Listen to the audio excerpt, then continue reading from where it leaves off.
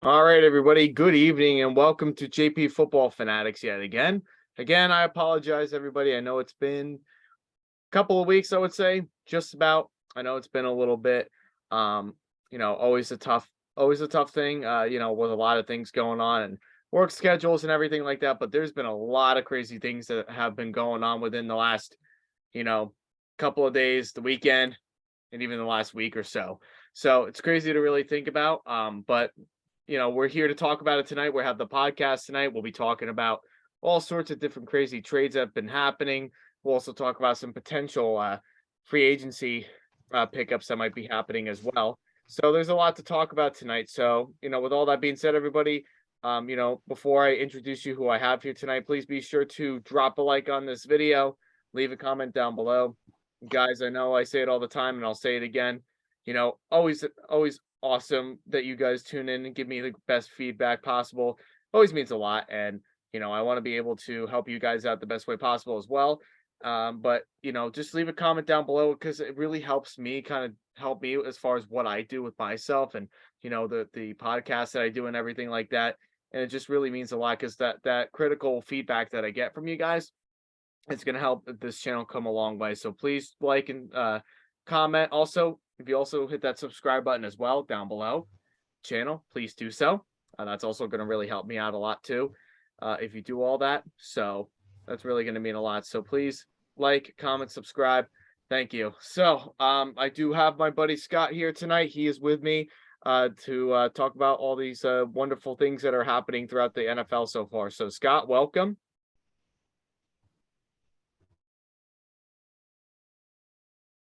It's good to hear you too. Are you ready to go?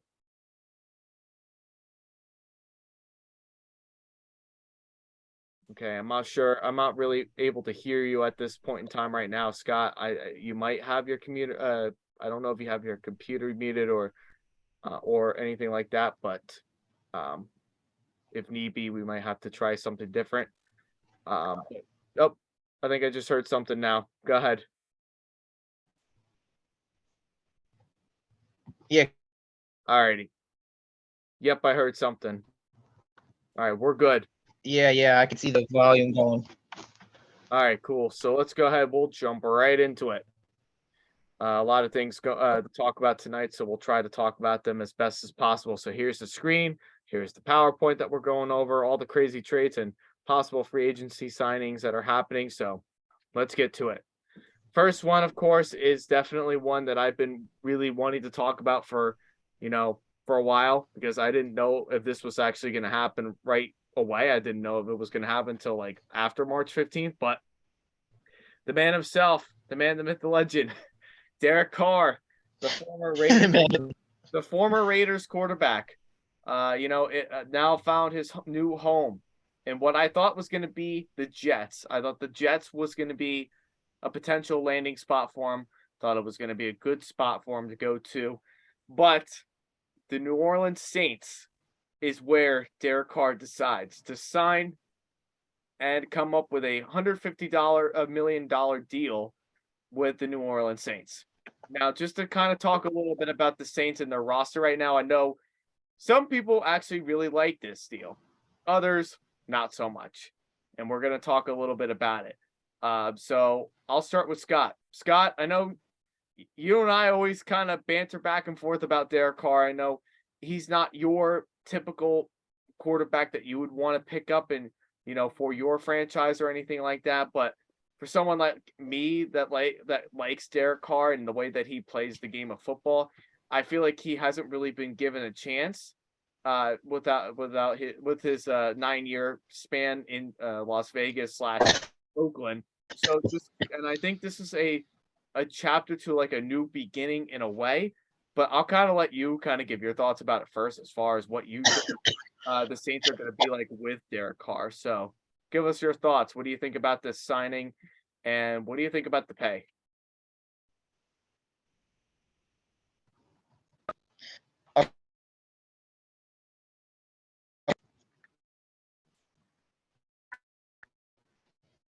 Yeah, I think you're breaking up a little bit on us.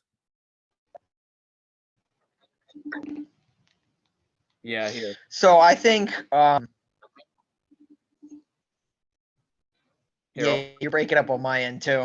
okay, here. So go ahead. I'm gonna answer your call. So mute yourself on the Zoom, and I'll be able to play with you. I'll be able to play your voice through here. So mute yourself if you can,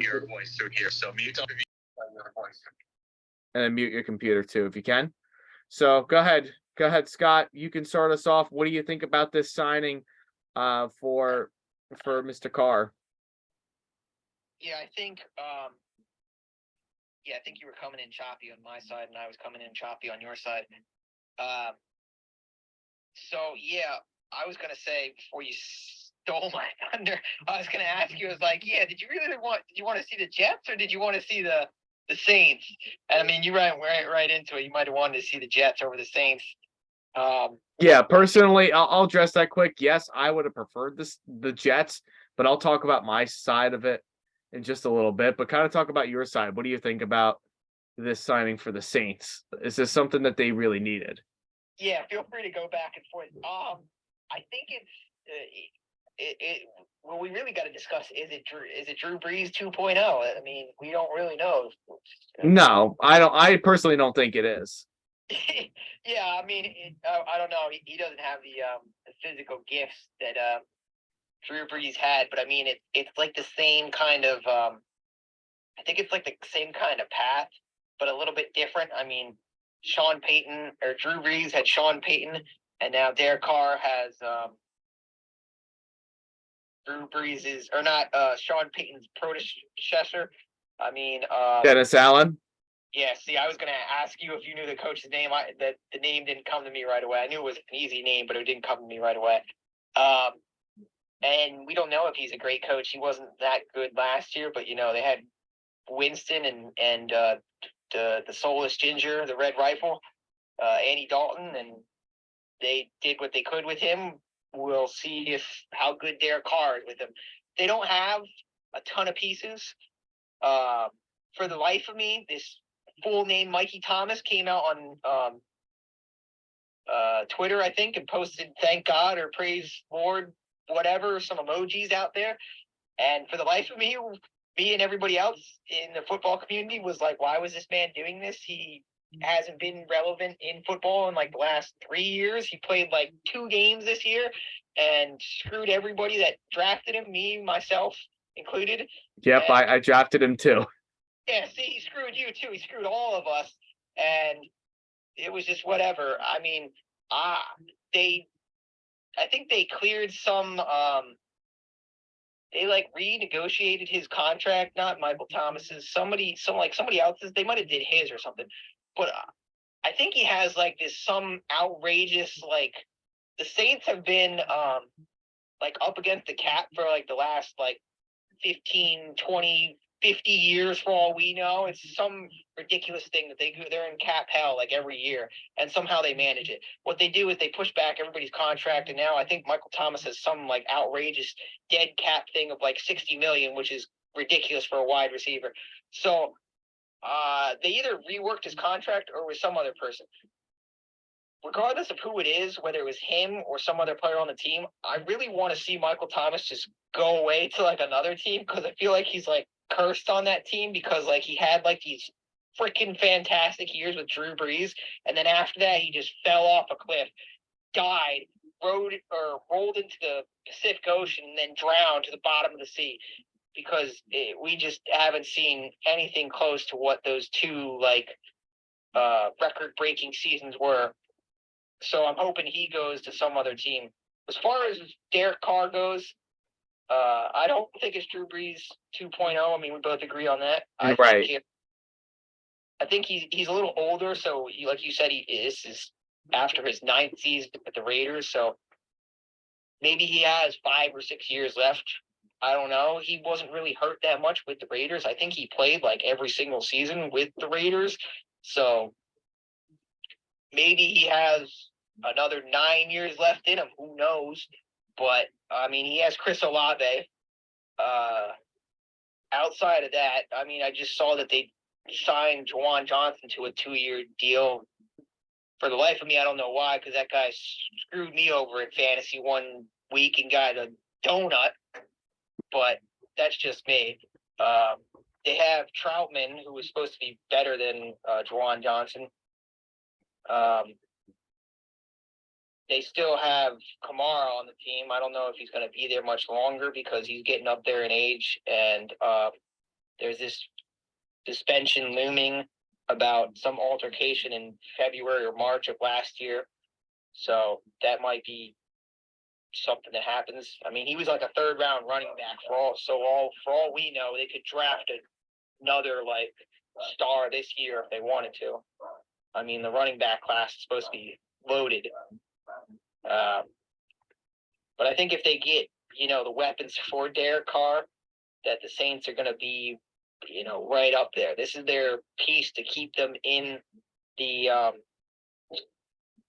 hunt for the division. Because if they didn't do this, I think Dennis Allen would have been fired this year, if not next year.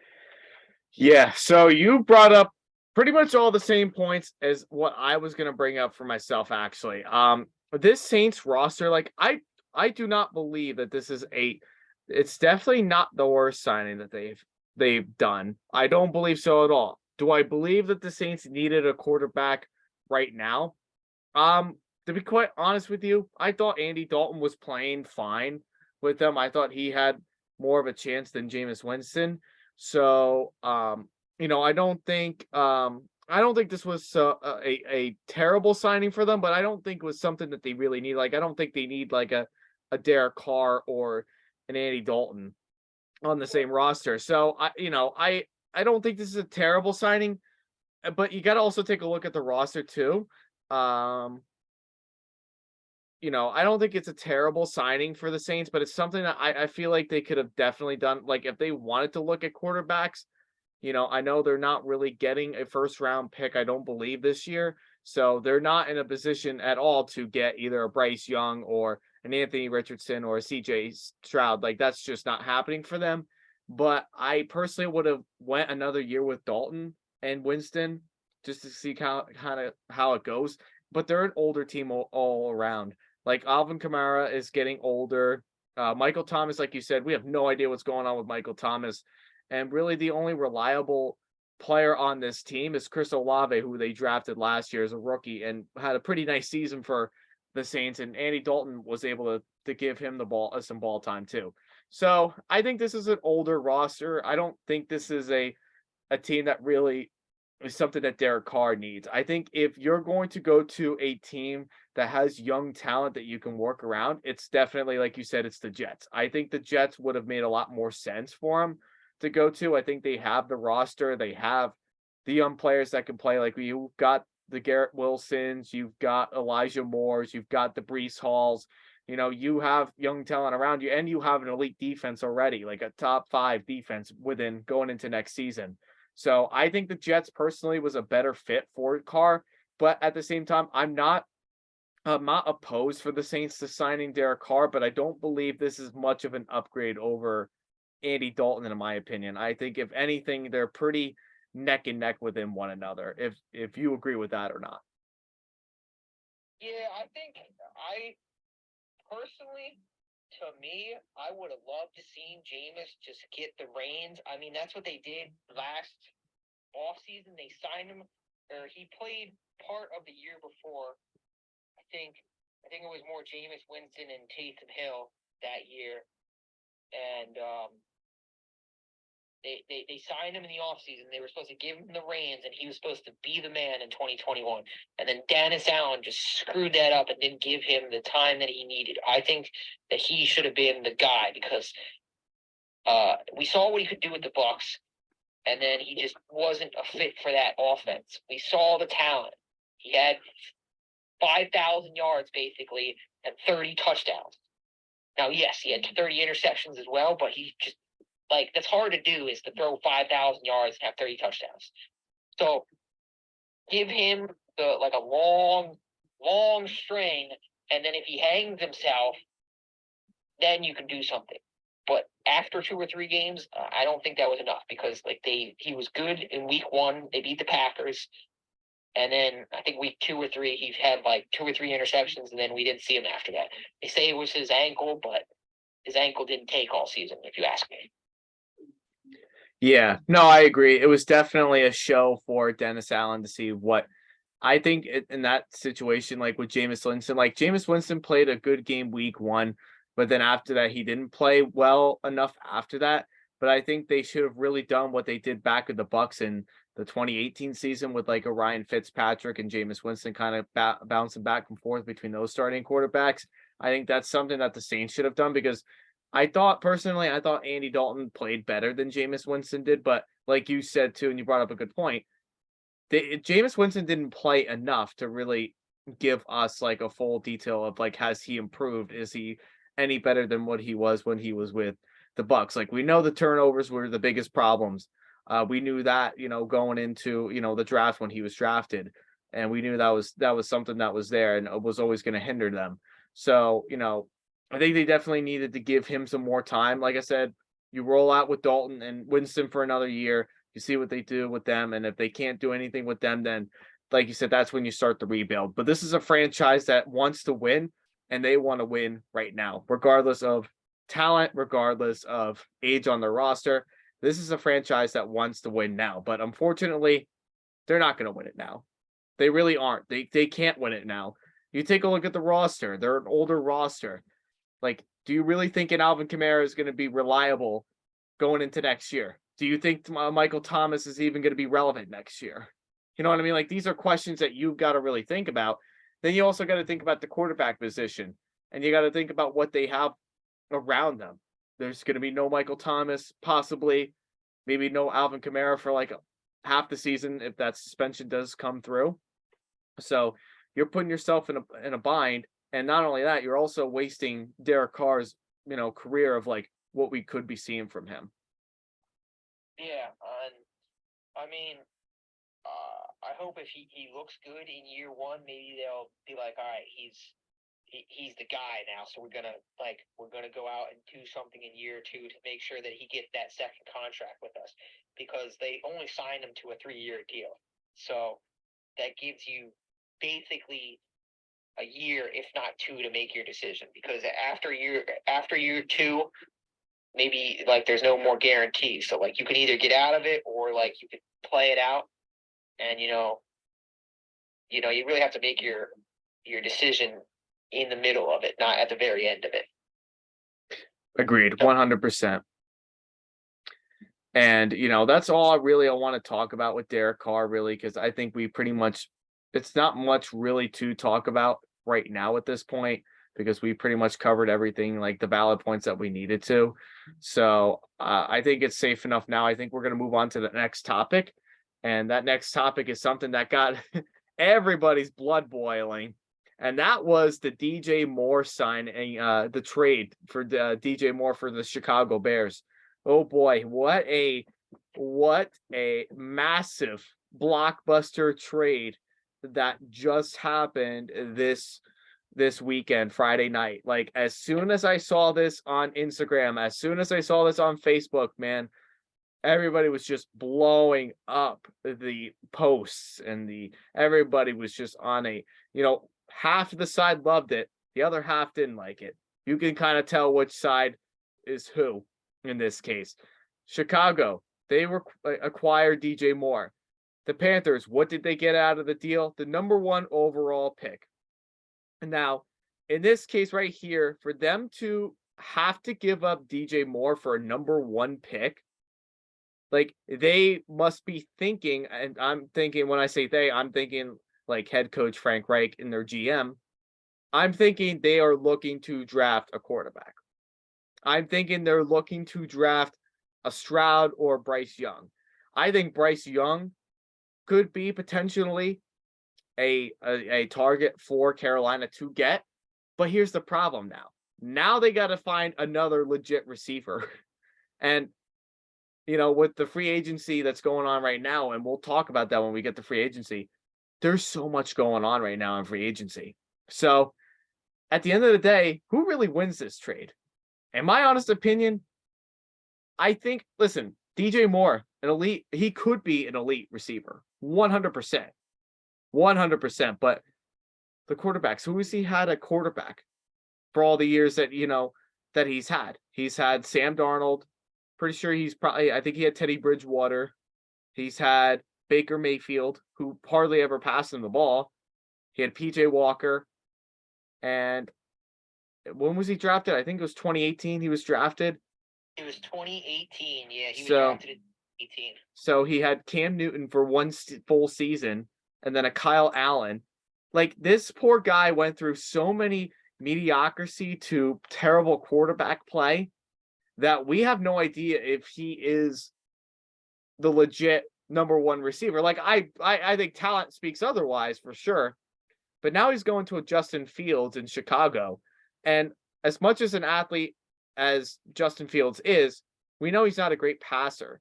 So you can look on paper and say, yeah, Chicago won the trade, but I'm saying this is a stalemate because I think with Carolina, even if they draft a number one even if they draft a quarterback this draft, they're still screwed.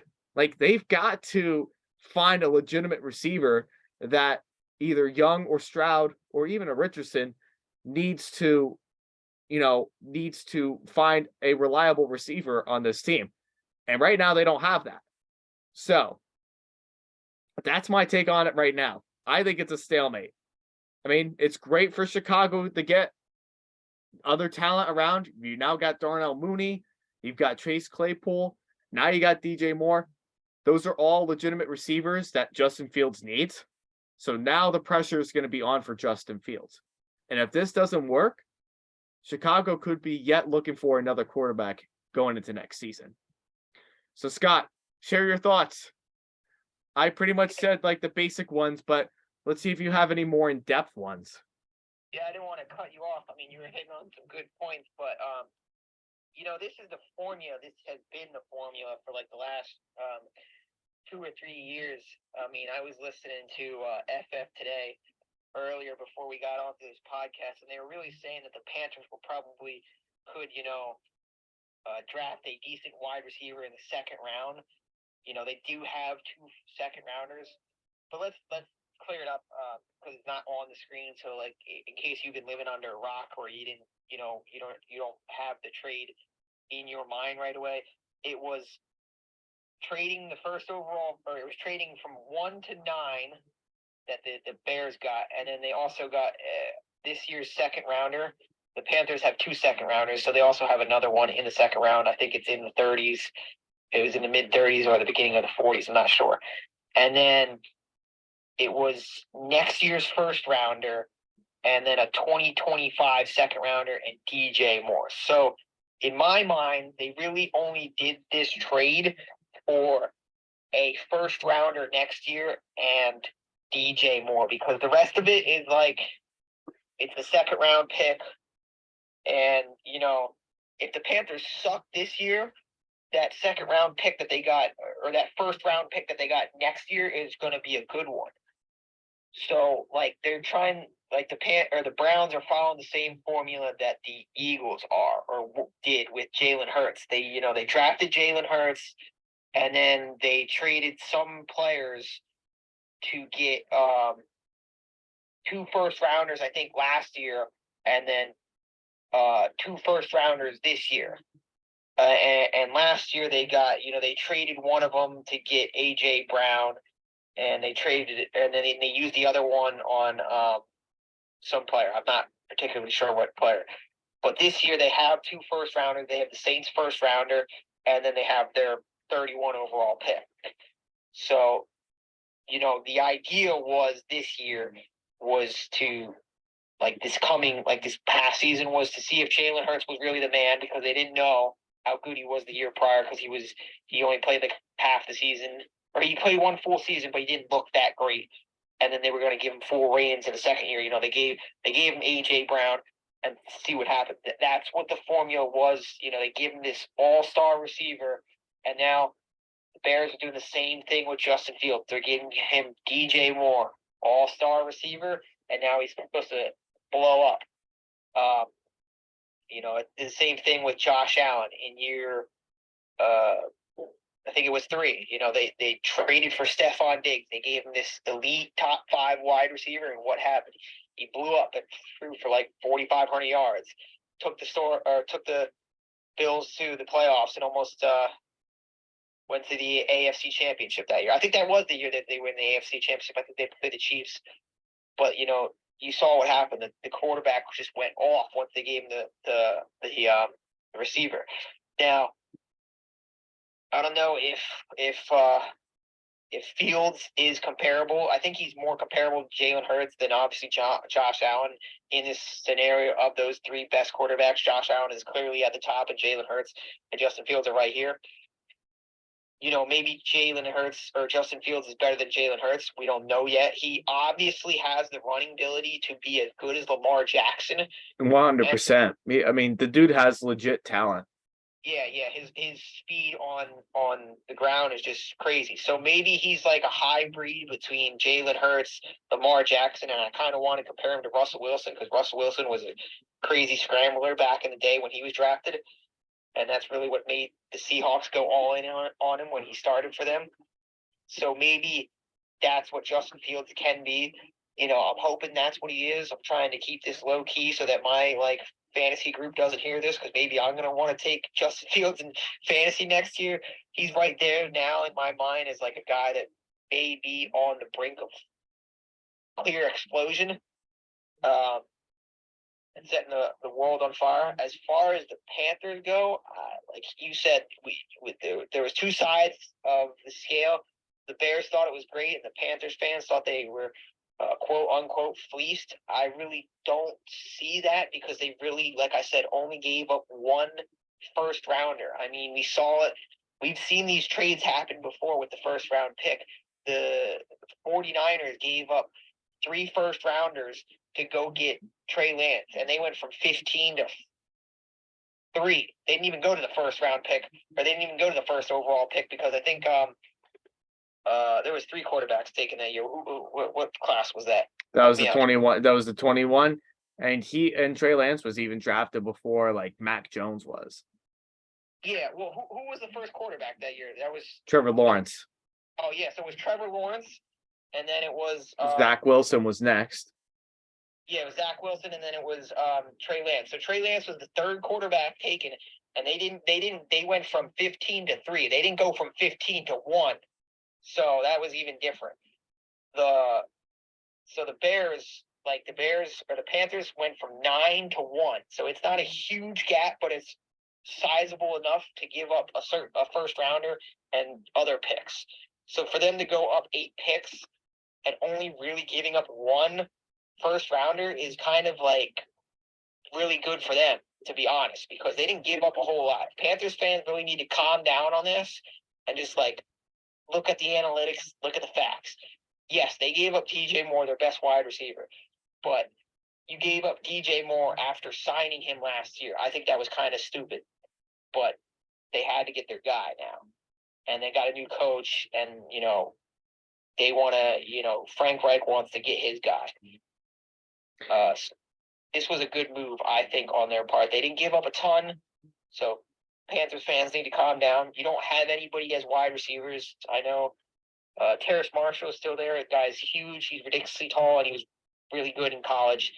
For anybody that didn't know, he played with Joey B. He was the 3rd guy on the team, if I'm not mistaken. He was, but with Chase and Justin Jefferson. I'm pretty sure Terrace Marshall was the 3rd guy on that team. Yeah, he was part of that LSU crew. He was the 3rd guy on that team. So his name recognition isn't that big. Obviously, competing with Justin Jefferson and Jamar Chase, really kind of puts you on the back burners. But we see what happens. Like Jackson Smith-Jigma this year. He was behind Chris Olave and Garrett Wilson, but he might be. Apparently, he's the best of the 3. So we'll see this year when he gets drafted to wherever he goes. College teams can support 3 outstandingly good wide receivers. Yeah, no, 100%. Terrace Marshall, that's a good point you brought up too, because he is a good, legitimate receiver. He had a nice season last year for them. Is he number 1 receiver talent-wise? I mean, he could be. We don't really know what this team is going to look like without DJ Moore. I just feel for the quarterback knowing that he's not going to have the legitimate number one receiver on a team like DJ Moore. So that's going to definitely help them a lot, but they're going to have to look into free agency to help out this offense quite a bit. So definitely not, like I said, I find it a stalemate. Like, I think you kind of look at it both ways. I mean, you can really look at it both ways. Like, you can tell that it's going to help Chicago in the passing game for sure, but it's all going to be up to Justin Fields. And in year 3, is he going to be able to explode? Is he going to be able to improve in his passing game? And DJ Moore will be that big test. Now he's got him and Chase Claypool, Darnell Mooney. He's got Cole Kmet. Like, he's got legitimate talent on his team now. So I think the only thing that Chicago really needs at this point right now is an interior offensive line that can help protect and give him the opportunity to make smarter decisions with the football. And then at that point, then there will be no more excuses for Justin Fields, because I know that was a big thing from last year. Oh, they have Mooney now. They have Chase Claypool. They said Claypool is more really of like a number 2 or another number 3. And they were saying Mooney's more of like a guy that you can take the top off defense. And DJ Moore is now could be that prime number 1. And he could be a Julio Jones, but not require double coverage, because there are 2 other good guys on his team. He doesn't have to be that elite talent that, number 1 receivers usually have to be, because there's no one next to them. He can be the Y or the X and, still have a slot guy that's pretty good, and then have another guy on the opposite side of him that's pretty good. And, they're losing David Montgomery in free agency, but they could stick with Khalil Herbert. And then on the other end, you said, like, they made this trade before free agency because, they can go out and they can go get Jacoby Myers, and they can pay him a big deal if they want to, or they can get DeAndre Hopkins if they wanted to, but I think they're going to have to trade up for a lot more than that. Guys, I'm not talking about the Bears, but the Panthers can get Jacoby Myers. They can trade and try to get DeAndre Hopkins, or they can get Keenan Allen if that's a thing. They can get Juju. They can get someone else if they wanted to. That's why they made this deal before free agency, to get one of those guys if they need to. And now they also want to see what the Texans are going to do, because it's crazy, because this trade happened Friday night, and then literally 30 minutes or an hour after that, they said that the Colts or the Panthers could trade back from the first pick to the second or the 4th with the Colts, because they might like 2 or 3 guys. We don't really know. And that could be a possibility too, because I think this is a team. I think Frank Reich, knowing him as a coach, he likes winning, obviously, like any other coach does. Who doesn't like winning? And this is a coach that is like, he's going to do what he can to scrap around the best team that he possibly can. I mean, he's done it before with the Colts. He did it with Carson Wentz. I mean, who did Carson Wentz really have to throw the ball to when he was in Indy besides Michael Pittman? Paris Campbell is solid, but he's no, he could be a number 2, number 3, or even like a slot receiver. And, they didn't really trust him in that passing game. And then you go from Carson Wentz to Matt Ryan, and that was a big disaster there too. And they just didn't have any talent left really on that roster that was, reliable, because Michael Pittman, as good as he is, and he's a real solid number 1 receiver, he's still, he's injury prone. So, I mean, there's a lot to really look at here. Again, it's a trade that really blew up everything. I think it's a stalemate. You can look at it both ways. I definitely don't think it's the worst deal I've ever seen in my life. I definitely don't. The next one we'll talk about a little bit more. Scott, you kind of know where I'm heading with that, but I think you could look at it both ways. I really do. I think the Panthers getting this early first round pick is something that they desperately need if they're a team that wants to go in and win it now. They're in a bad division with the Bucks, the Saints, themselves, and the Falcons. So they're in a bad division, and they can win it. Like, if the Saints fall apart, the Panthers are the next team up that can win and make the playoffs, and they could be a legitimate dark horse. They just need to find those little key parts to their team that's going to help them do just enough to where they want to be. And I think Frank Reich is going to be the guy that's going to help them lead them there. This is the first time the Panthers had the first overall pick since Cam Newton. So this could be the next guy. And like, this is usually what happens when you get a new coach. You get a new coach, you get a new GM, and then bam, you want the first overall pick because you want to get your guy. And that's exactly what Frank Reich's doing. So this is what's going to keep him in his job and not just be like a 2 or 3 year coach and then go on to someone else. Exactly. So either way, you kind of look at it both ways. Both teams kind of end up in a stalemate. The Bears get a legitimate receiver out of the deal. The Panthers get a number 1 overall pick too.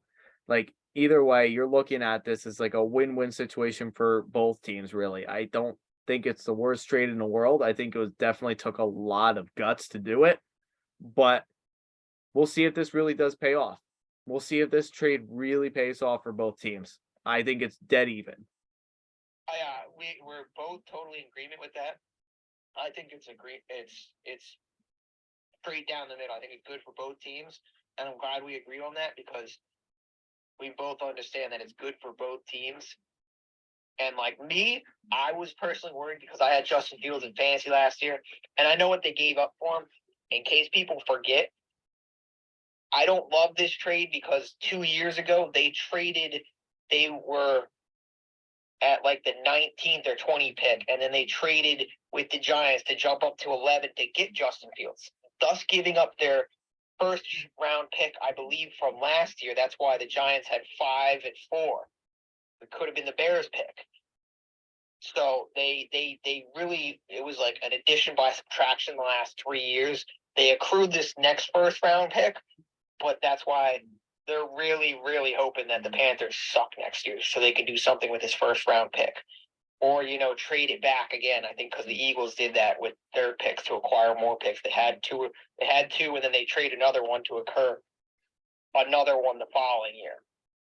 So I think that this is a good move for both franchises.